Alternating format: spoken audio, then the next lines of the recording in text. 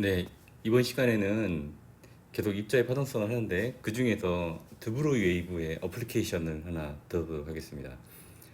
물질파의 어플리케이션은 아까 얘기한 대로 전자회절이 있겠지만 저는 얘기한 대로 전자회절 말고 아주 좋은 예가 하나 있습니다. 얘는 뭐냐면 파티클 인어 박스예요. 박스 안에다가 입자 하나를 넣은 경우 여기 그리면 되겠습니다. 길이가 라지 L인 그런 적용면체라고 생각을 합시다. 여기 입자가 하나 있고 그 입자는 좌우로 계속 운동하고 있는 입자라고 합시다. 3차원이지만 그냥 1차원으로 한번 국한해서 이야기를 해볼게요. 자, 이 박스 안에 입자가 있을 경우 어떤 특징이 있을까요? 이렇게 왔다 갔다 운동을 하겠죠. 그죠? 어떤 키네틱 에너지를 가지고. 그리고 이 바깥으로 나오려나요? 나올 수 없죠. 그리고 나올 수 없다고 생각합시다. 계속 안에만 있다 생각하고. 특별히 충돌할 때 에너지를 소실하지 않는다고 해서 에너지 보존되는 그런 상황을 좀 생각해 봅시다. 이런 상황은 실제로 양자적으로 굉장히 재미난 현상이에요. 그래서 실은 그 다른 챕터에서 챕터 3이라는 틀렸습니다. 뒤에 챕터 5에서 이걸 아주 자세하게 다룰 겁니다. 슈레딩거 이퀘이션을 풀면서. 하지만 여기서는 이제 우리가 배운 드브로이 물질파만 가지고 정성적으로 한번 크루드하게 다뤄보려고 합니다. 재미난 결과가 있으니까 한번 기대를 하고 좀 따라와 주길 바랍니다. 이 박스 안에 입자가 있을 경우 어떨까요? 그러니까 우리가 그냥 생각해 봅시다. 박스 안에 입자가 있을 경우 뭐 정지 상태에 있을 수도 있고 잘 움직일 수도 있고 뭐 이렇겠죠, 그죠? 여기서 재미난 건 뭐냐면 어떤 키네틱 에너지를 가질 수 있다는 겁니다. 그러니까 특별하게 여기 가진 에너지를 일단 운동 에너지만 생각할 때 포텐셜은 나중에 뺍시다. 왔다 갔다 하면서 백앤포스 운동을 하고 있는데 특별히 제약된 에너지를 갖지 않아요. 그러니까 2분의 mv 제곱이고 v는 다 가질 수 있습니다. 질량 입자 m이라고 합시다. 그렇기 때문에 어떤 에너지도 가질 수 있습니다. 심지어는 이제 v가 0이면 에너지도 0이겠죠. 그죠? v가 커지면 에너지가 쭉 컨티뉴스하게 커지게 됩니다. 그래서 고전적으로 봤을 때는 클래시컬 픽처로 봤을 때는 박스 안에 입자가 있다. 그러면 아주 별 특별한 게 없는 겁니다. 특별한 게 없어요. 그냥 모든 키네틱 에너지를 갈 수 있다. 제로도 가질 수 있다. 이게 특징입니다. 하지만 양자적으로 보면 좀 달라져요. 자, 양자적으로 본다는 뭐냐면 그 박스 안에 입자가 있는데 얘들이 운동할 때 뭐가 있다고 했죠? 드브로 웨이브랭스를 가지고 웨이브적으로 행동한다고 했습니다. 웨이브적으로 행동한다 참 어려운 얘기입니다. 그치? 자, 무슨 얘기냐면 박스가 있다고 하면 박스는 어떤 제한된 조건입니다. 제한된 조건에 웨이브를 넣어주면은 모든 웨이브가 여기 다 살아남는 게 아니에요. 이게 잘 무슨 말인지 모르겠죠? 자, 피리를 생각합시다. 피리를 보면은 우리가 후 하고 바람을 불면은 여기 이제 후는 굉장히 많은 주파수를 갖고 있어요. 그 중에서 특별한 녀석만 이 모드에서 살아남게 됩니다. 이 피리 내에서. 그걸 우리가 이제 도레미파솔라시도로 듣고 있는 겁니다. 기타도 마찬가지예요. 이 박스가 거의 비슷한 역경인데 기타는 끝이 이렇게 딱 묶여져 있습니다. 그러니까 이 바운더리가 딱 이렇게 정해져 있을 때는 여기서 웨이브가 진동하려면 특별한 조건을 만족시켜야지만 웨이브가 진동을 합니다. 우리가 참 여기 웨이브라는 게 좀 기타하고 잘 와닿지 않죠? 무슨 말이냐면 끝이 묶어있는 줄을 진동을 하면 특정 조건에 있는 녀석만 계속 오래 남아서 진동을 하고 나머지는 다 금방 사라집니다. 그래서 이 모드가 들리고 얘가 모두가 살아남고 이 모두가 진동하면서 공기를 진동시킵니다. 그걸 우리가 귀로 듣는 거예요. 그게 바로 기타 소리가 되겠습니다. 이거 특징은 뭐겠어요? 이 끝이 딱 정해져 있으니까 이런 모드만 진동합니다. 이걸 뭐라고 하죠? 스탠딩 웨이브라고 그래요. 정지해 있는. 원래 웨이브는 이렇게 프로파게이션 하는 것처럼 보이지만 프로파게이션 하지만 이렇게 프로파게이션을 하고 이렇게 프로파게이션을 하고 다시 부딪혀갖고 다시 온 녀석하고 상세 보강한섭을 이렇게 갖고 이렇게 진동하든가 또는 이렇게 진동하든가 다음 페이지에서는 또 이렇게 진동하고 이런 녀석들만 살아납니다. 이걸 바로 스탠딩 웨이브라고 합니다. 자, 말을 길게 했지만 뭐냐면 웨이브가 어떤 이렇게 바운더리 컨디션 정해져 있는 바운더리 컨디션에 존재한다고 하면 특정 웨이브랭스만 갖는 녀석들만 존재한다는 겁니다.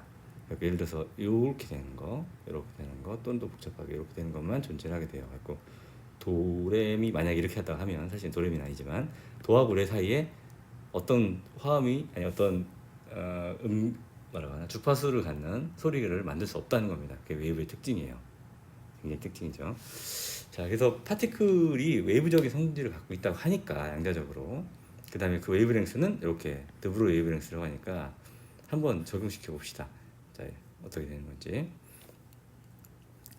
자, 이 바운더리 컨디션이라고 해서 요 파티클 양쪽에 있는 뒤에 좀 얘기하겠지만 나중에 여기서는 파티클들이 나올 수가 없어요. 여기 빠져나올 수 없으니까 여기서는 0입니다. 요걸 이제 이렇게 얘기했는데 이 말인지 뭐냐면 그 나중에 이거 제가 다시 해줄게요.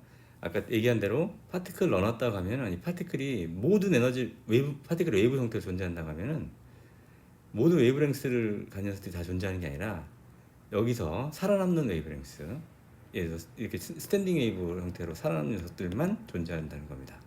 그래서 드브로이 웨이브랭스 중에 스탠딩 웨이브를 만족시키는 녀석만 여기에 살아나게 돼요. 스탠딩 웨이브는 이렇게 요런 이게 제일 작은 스탠딩 웨이브입니다. 여기는 움직이지 않고 양쪽만 이렇게 진동하는 스탠딩 웨이브가 이게 모드 중에 제일 작은 모드고, 그 다음에는 여기 또 움직이지 않는 걸 만족시키고 다른 웨이브가 존재하려면 이렇게 존재해야 됩니다. 두 번째 모드가 되겠습니다.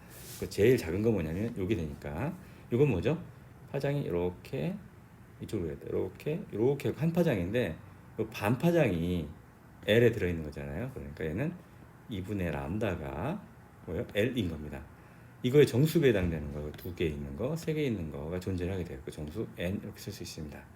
자, 이거를 다시 정리를 하면 람다에 대해 정리를 하면 다음과 같이 이렇게 정리할 수 있습니다. 같은 식이에요, 여러분.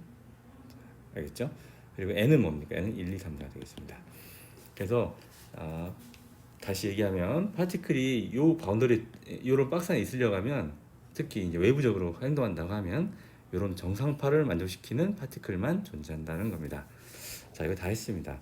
자, 람다를 구했고요. 여기 이제 이 박스 안에 있는 파티클의 에너지를 구해봅시다. 에너지는 2분의 1 mv 제곱인데 여기서 밑에다 질량을 나눠주고 또 곱해줘 봅시다. 그럼 m 스퀘어 돼갖고서 mv 스퀘어가 됩니다. 이건 뭐죠? p입니다. p. 그래서 2m분의 p 제곱이 바로 키네틱 에너지가 되겠어요. 근데 p는 드브로이 웨이브 그 시계에 의해서 하 오바 람다가 되겠죠. 그러니까 스퀘어 형태로 존재하게 됩니다. 여기서 우리가 다 키네틱이 존재하는 게 아니라 요런 웨이브랭스의 컨스트레인트가 있었죠. 이걸 집어넣게 됩니다. 그럼 다음과 같이 식이 나옵니다. 이 식이 어마어마한 식입니다. 자, 보세요. n 여기서 1, 2, 3, 4만 존재를 하고, 첫 번째 식 n이 1일 때 제일 작은 식입니다. n이 1일 때를 집어봅시다. 그러면 뭐 요만큼의 에너지가 존재하죠. 이게 뭡니까? 제일 작은 에너지예요. 제일 작은 에너지.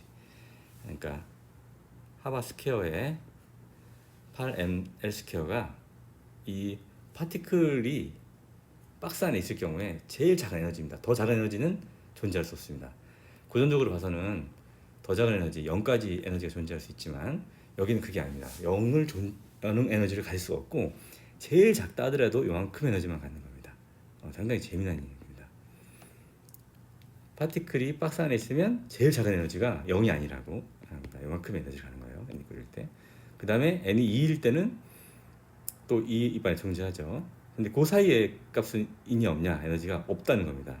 그러니까 n이 1일 때 써보면은 제일 작은 에너지가 E1이라고 하면 얼마죠? 8ml 스퀘어의 하바 스퀘어 이렇게 나옵니다. E2는 얼마입니까? n이 집어넣으니까 4ml 스퀘어의 하바 스퀘어. 요 사이의 값이 에너지가 존재합니까? 존재할 수 없다는 겁니다. 되게 재미난 겁니다.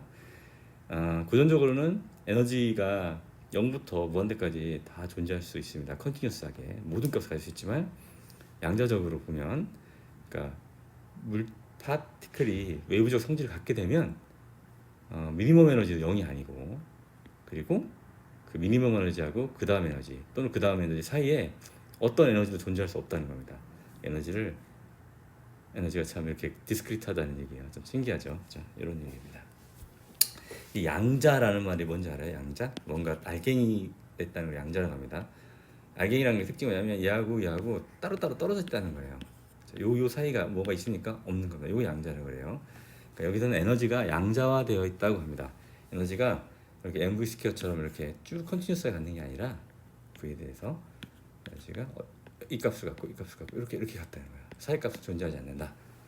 그러니까 에너지가 양자화되어 있다고 했고, 요거를 에너지 양자화라고 얘기를 하고, 그때 필요한 요 넘버를 에너지 퀀텀 넘버 이렇게 얘기합니다. 요 n은 아주 제일 프린시플한 가장 기본적인 퀀텀 넘버가 되겠습니다.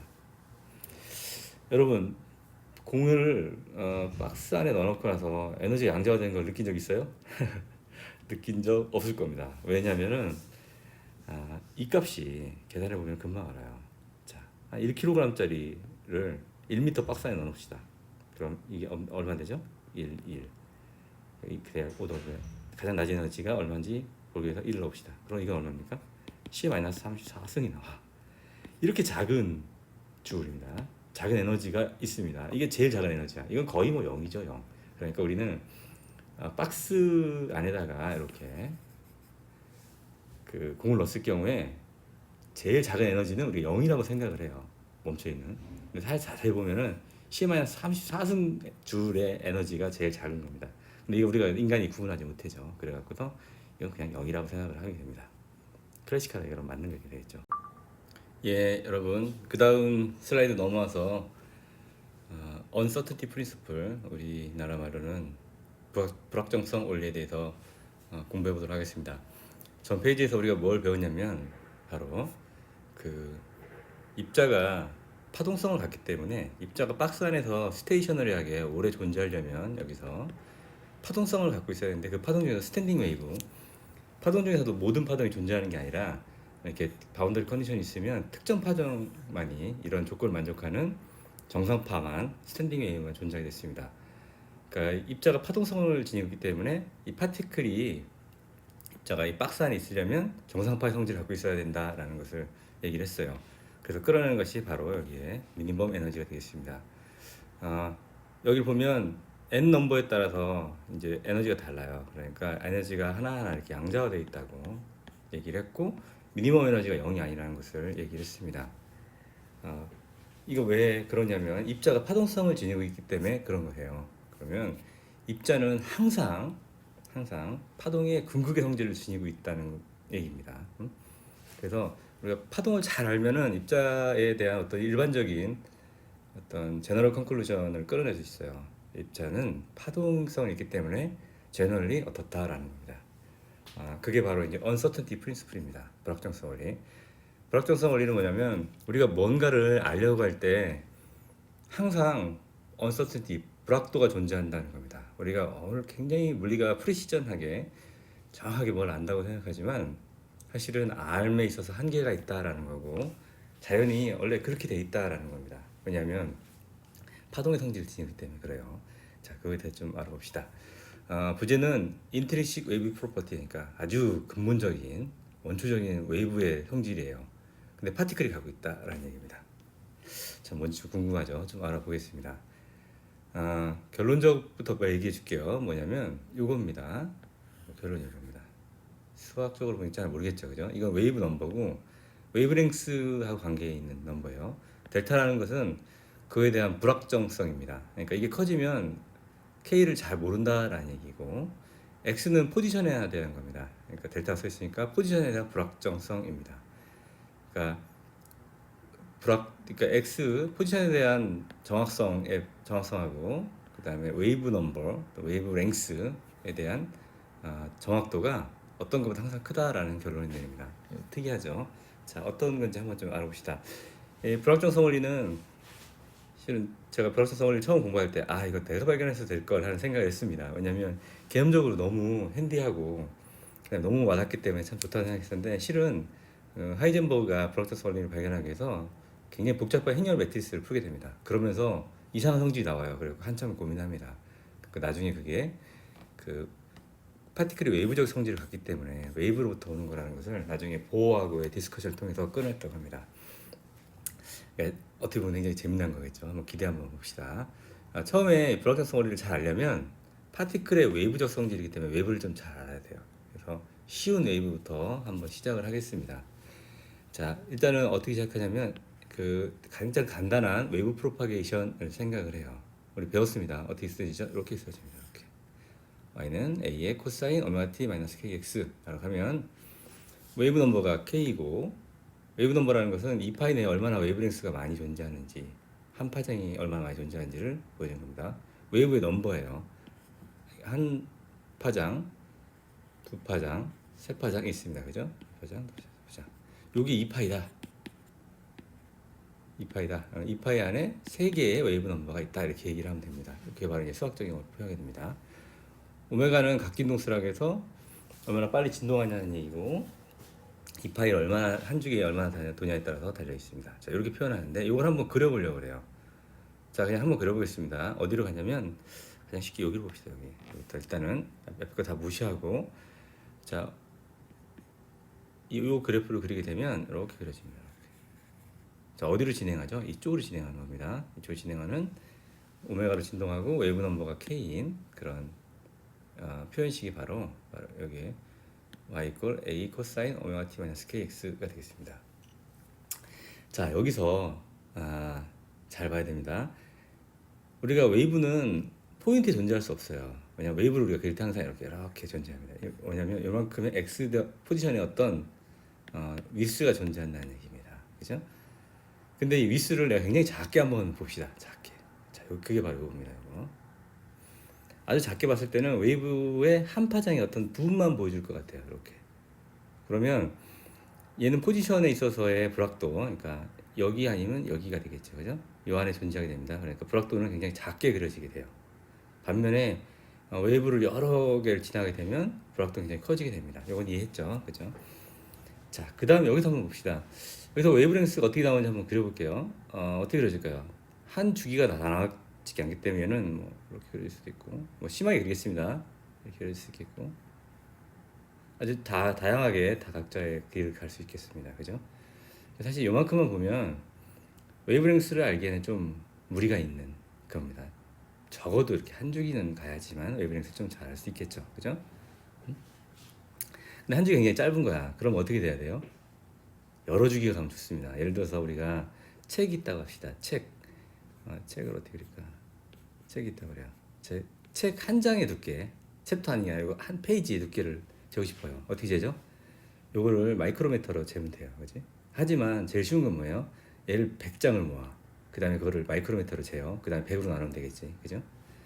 그럼 훨씬 더 정확하게 될 수 있습니다. 무슨 말이냐면 웨이브랭스를 여기 정확하게 재려면 하나의 웨이브랭스를 재도 되지만 굉장히 많은 웨이브랭스를 잰 다음에 그거를 파장으로 나눠주면 되겠습니다. 죄송합니다. 웨이브랭스 잰 다음 여기까지 다 잰 다음에 이걸 넘버로 나눠주면 하나의 웨이브랭스가 나와요. 자, 이걸 좀 잘 생각해야 됩니다. 자, 다시 얘기하면 여기부터 얘기할게요. 자, 여기서 봅시다. 자, 여기는 델타 x는 작은 거죠. 작습니다. 하지만 람다 값은 어떻게 됩니까? 이렇게 될 수도 있고 이렇게 될 수도 있고 아직 모르는 거잖아. 그러니까 델타 람다는 어떻게 됩니까? 크게 돼요. 크게 돼. 델타 람다가 커지게 되면 람다가 이 변화하잖아요.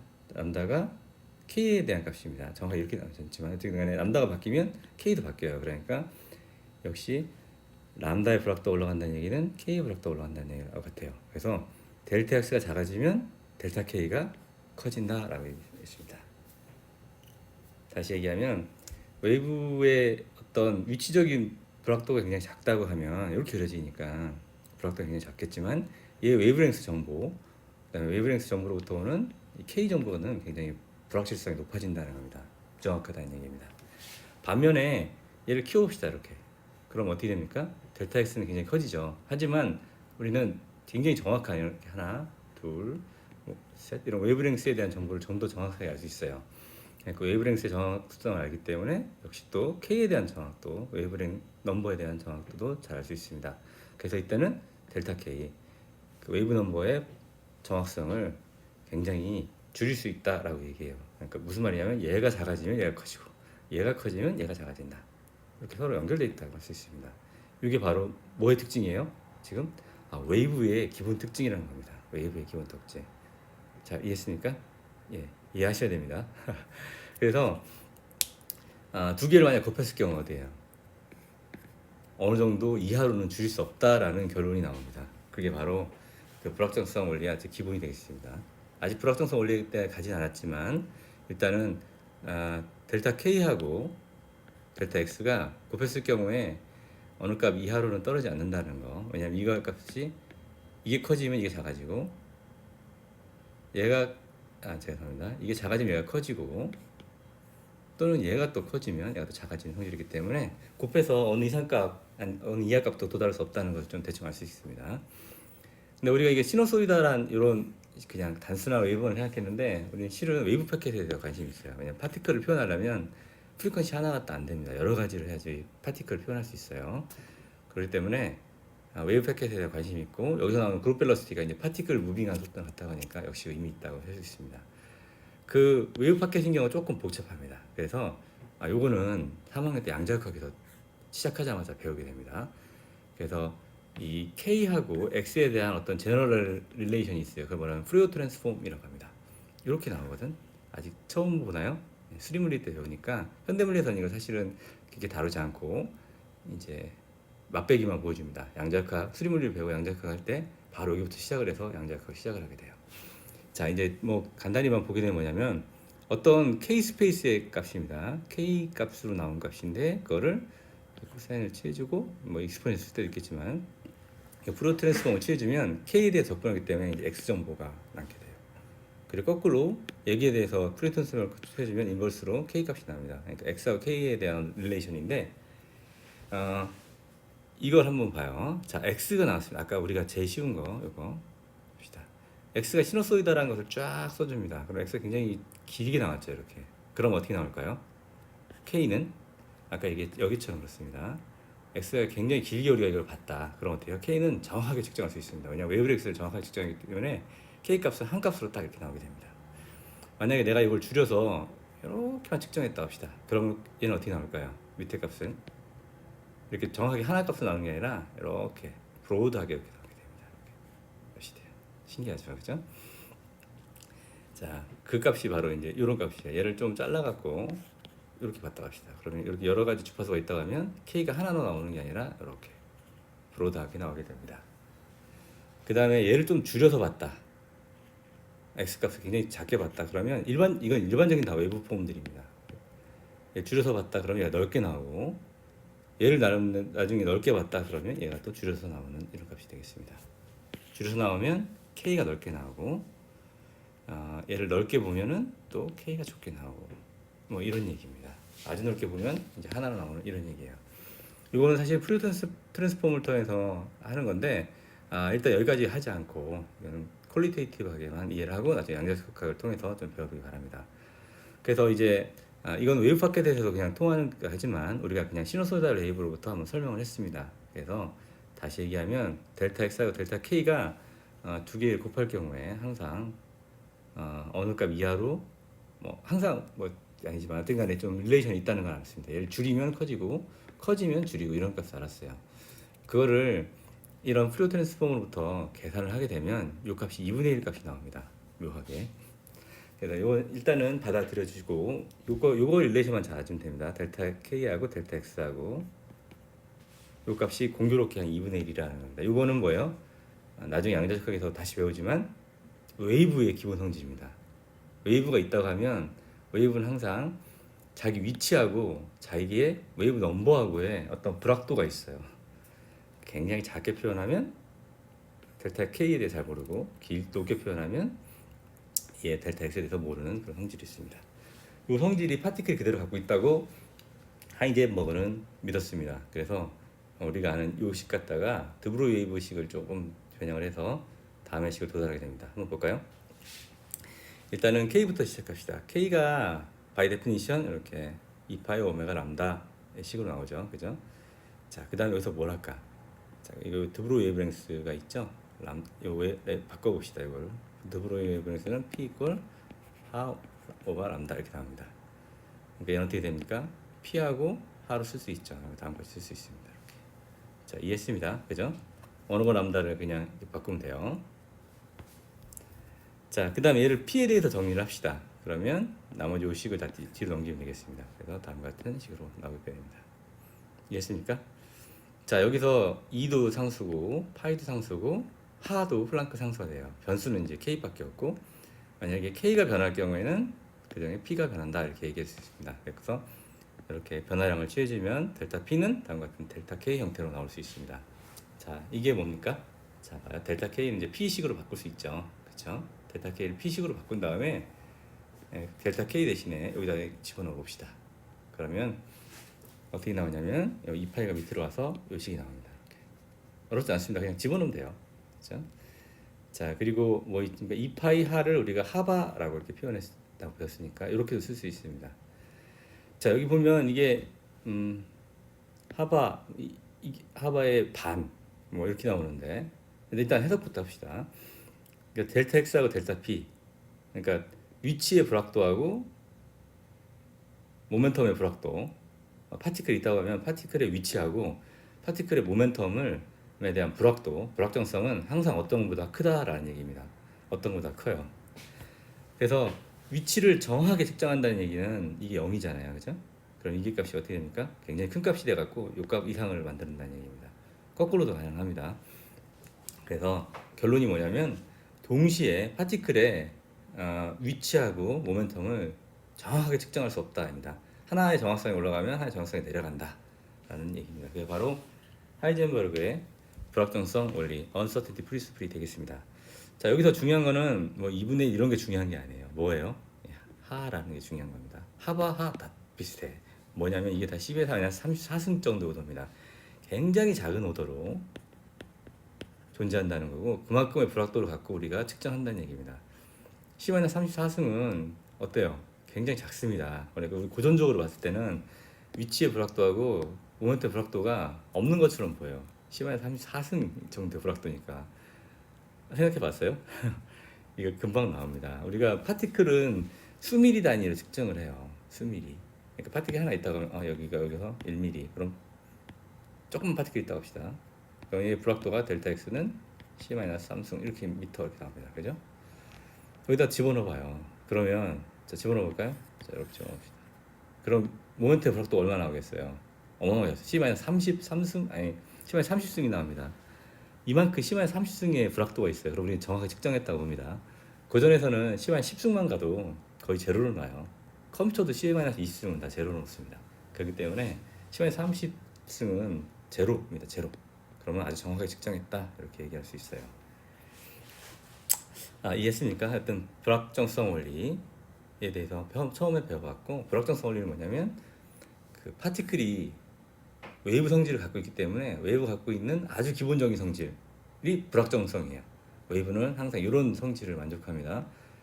X하고 K에 대한 어떤 불확도에 대한 성질을 만족하는데 이거를 드브르 웨이브랭스를 써갖고 이렇게 파티클이 움직일 때 파티클을 관찰하거나 아니면 파티클이 존재할 때 이런 불확정성이 있다는 거에서 끌어냈습니다. 되게 이해되는지 모르겠습니다. 불확정성 원리는 실은 고전 양자역학에서 현대 양자역학을 보는 아주 좋은 교도부 역할을 합니다. 사실은 불확정성 원리가 양자역학의 시작이라고 해도 과언이 아니에요. 물론 뭐 양자론이 태동했지만 우리가 그 양자론 태동할 때 플랑크를 통해서 아인슈타인을 통해서 태동을 했지만 그 당시에는 그냥 웨이브라고 알고 있는 빛을 파티클로 이해해야 된다라는 걸 시작을 한 거고요. 두 개가 동시에 가지면서 파티클 성질하고 입자성이 동시에 가지면서 제대로 된 프로퍼티가 처음에 나온 것들은 드브르 웨이브랭스를 통해서 나오는 이런 불확정성 원리가 되겠습니다. 첫 번째 원리라고 할 수 있고, 양자역학을 이해하는데 퀄리테이티브하게 이해하는데 가장 큰이 아니라 가장 도움이 되는 그런 원리가 되겠습니다. 자, 이거는 지금까지 설명을 잘 보면 뭘 알 수 있죠? 웨이브적 성질을 파티클이 갖고 있기 때문에 생기는 그런 겁니다. 잘 이해하기 바랍니다. 자, 그 다음에 보면은 두 번째 불확정성 원리에 대해서 얘기를 하려고 합니다. 불확정성 원리는 같은 얘기입니다. 역시 uncertainty principle 얘기하는데 uncertainty principle이 델타 X하고 델타 P가 어느 정도 이상해야 된다는 얘기잖아요. 하반의 2분의 1 이거 중요하지 않아요. 대략 이게 하 수준의 10^34승 정도의 수준에 해당되는 값이라는 거고, 자, 이런 거는 웨이브적인 성질이라고 했지만 그냥 입자의 성질로 봐도 입자가 관측하는 것만 측정을 해도 우리가 알 수 있다라는 것이 바로 이제 파티클 포인트 오브 뷰에서 본 파티클 관점에서 본 불확정성 원리가 되겠습니다. 좀 말이 어려웠을 것 같은데 다시 한번 얘기하면 우리가 관측을 한다는 것은 뭐냐면 그 눈에 빛이 들어온다는 얘기입니다. 우리가 깜깜한 데서 아무것도 관측할 수 없죠. 그 이유가 뭐냐면 내 눈에 아무런 빛도 들어오지 않기 때문에 그렇습니다.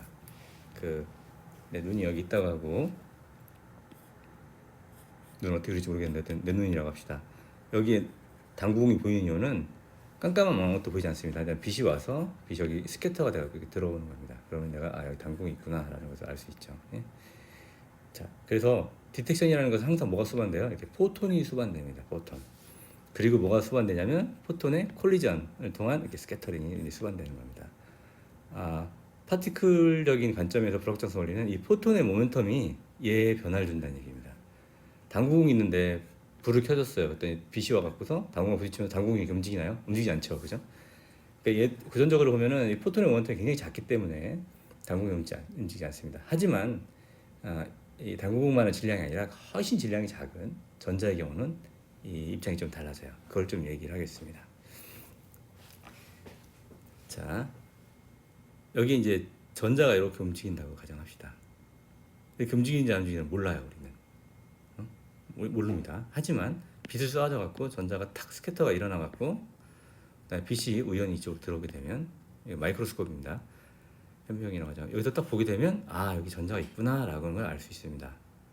하지만 전자는 이 포톤의 에너지를 받았기 때문에 모멘텀을 또 받았기 때문에 얘는 그대로 갈 수 없고 이렇게 스캐터가 되겠습니다.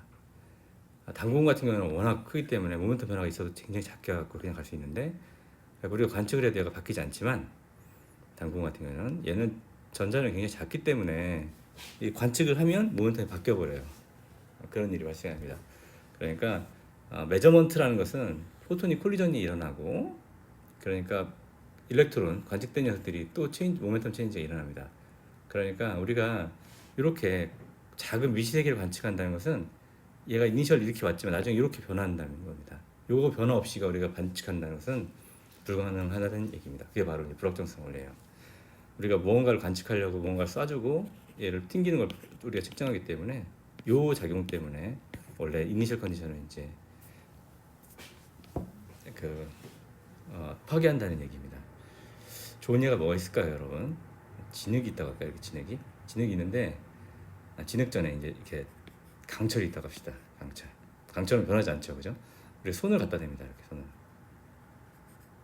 가까이 갖다 대요. 그러면 쭉 천천히 가까이 된 다음에 딱 만져지는 순간 어떻게 돼요? 뭔가 있다라고 관측을 느끼게 됩니다.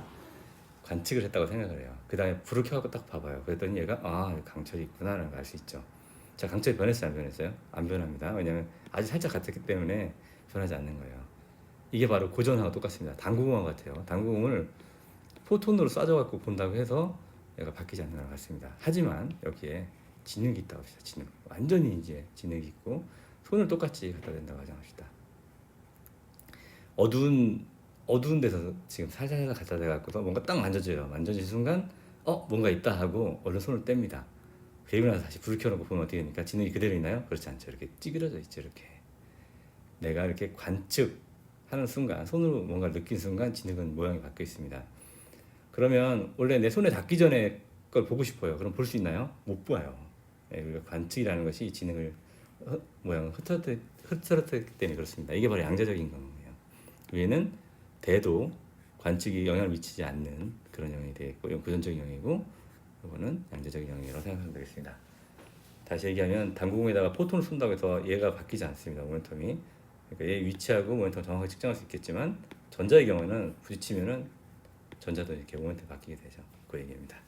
자, 이거를 어떻게 해석하냐면 여기까지 지금 했고 광에 넣어야 될 어떤 또 성질을 알아야 돼요. 현대물리 하려면 참 미리 앞으로 배울 광학에 대한 것도 알아야 되는데 실은 일반 물리에 좀 나온 겁니다. 여러분 좀 받아들일까요? 한번 뭐냐면 레일리 크라이테리안이라는 게 있습니다. 혹시 들어봤어요? 이거는 분해능에 대한 거예요. 분해능 레졸루션이라고 하는 건데 이런 겁니다. 우리가 이렇게 물체를 이렇게 땄어요. 이렇게 물체 두 개가 있습니다. 두 개를 이제 가까이 붙이려고 그래요. 그러면 나중에 딱 붙겠지. 근데 우리 눈에 언제부터 애들이 붙는 걸로 보일까요? 더 가까이 나올까? 이렇게. 얘들 언제부터 붙을까? 물리적으로는 두 개가 딱 붙어야죠 라고 하겠지만 우리 눈에서는 어느 이상으로 가까이 가면 얘가 딱 붙어있는 것처럼 보이게 됩니다. 붙어있는 것처럼 보게 돼요. 신기하죠, 그죠? 자, 요거에 대한 크라이테리안이 바로 레일리 크라이테리안이에요. 요 두 개에 대한 두 개를 리졸브, 그러니까 구분할 수 있냐 없냐는 겁니다. 요 위치하고 요 위치하고 이게 구분이 안 되면은 가까이 붙어 있다고 이제 생각을 하게 됩니다. 다른 말로 얘기하면 여기 있습니다. 여기 빛이 두 개가 있어요. 빛의 인텐시티를 보게 되면 이렇게 된 거하고 이렇게 된 거 두 개가 있습니다. 이 두 개를 가까이 붙인다고 합시다. 분명히 두 개예요. 하지만 근데 어느 정도 이하로 붙게 되면 얘는 이렇게 하나로 보이게 됩니다. 얘는 이제 하나고 어차피. 그래서 얘는 분명히 여기 하나, 두 개인데도 불구하고 우리 눈에는 하나로 보여요. 그래서 어느 정도 이하로 붙이면 얘가 이제 어느 정도 이하로 붙이면 하나로 보이게 되는데 그 이하는 뭐냐면 그게 뭐냐면 웨이브랭스에 해당합니다. 웨이브랭스. 그래서 사람은 우리가 구분할 수 있는 게 델타 X 구분할 수 있는 것은 웨이브랭스 이상 것만 구분이 가능합니다. 이해했어요? 웨이브랭스 우리가 가시광을 쓰니까 뭐 0.5 마이크로 정도 됩니다. 그러니까 머리카락을 봤을 때 0.5 마이크보다 훨씬 얇은 머리카락은 우리가 잘 구분하기 어려울 수 있어요. 이런 원리 때문에 그렇습니다. 그리고 가시광을 써서 그래요. 그보다 더 짧은 파장을 쓰게 되면 더 짧게 구분할 수 있겠죠. 그죠? 자, 그렇습니다. 자, 그래서 요거는 이제 레이리 크라이테리하고 우리가 무언가가 볼 때 요걸 구분할 수 있는 위치의 불확도는 항상 우리가 쓰는 파장과 관계 있다라는 것입니다. 자, 여기 위치에 대한 불확도가 그냥 나오게 됩니다. 여기에다가 우리가 아는 요거 뭐죠? 그 드브로이에 대한 드브로이 웨이브랭스가 되겠습니다. 드브로이 웨이브랭스에 대한 어떤 그 불확도는 정확하게 디파인하기가 어려워. 그래갖고 대략 이제 하 정도의 오더겠다 생각을 해서 이렇게 그냥 쓰게 됩니다. 자, 그 다음에 여기서 두 값을 이제 곱해줘 봅시다. 그럼 다음의 값이 나오게 됩니다. 이렇게. 자, 여기서 보면 대략 굉장히 어프록시메이트하게 얘기한 거거든요. 여기서 물론 양자역학 가면 조금 더 자세히 나오지만 현대문에서 소개하기도 다음과 같은 소개를 합니다.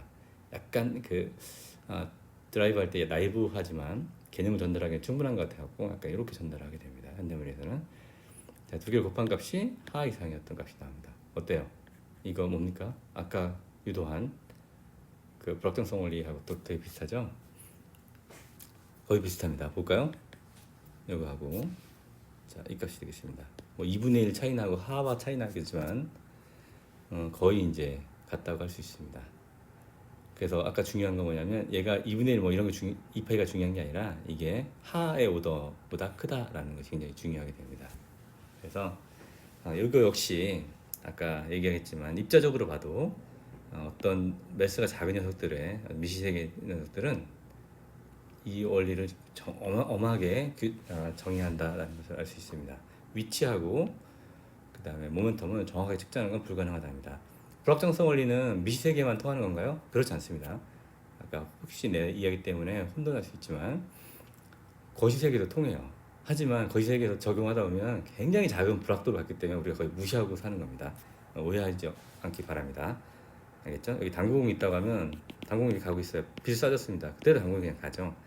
얼마나 모멘텀이 바뀌었을까요? 굉장히 조금 바뀌었어. C-34수만큼 바뀌었습니다. 그렇기 때문에 우리가 무시하고 얘를 정확하게 측정할 수 있다고 이제 생각을 하고 이제 기술하는 것이 뉴턴 역학이 되겠습니다. 하지만 불확정성 원리는 분명히 거시세계도 통하고 있습니다. 하지만 고려하지 않아도 된다는 거고 미시세계 갔을 때는 이거 고려하지 않으면 절대 안 된다는 것이 바로 이제 양자역학이 되겠습니다.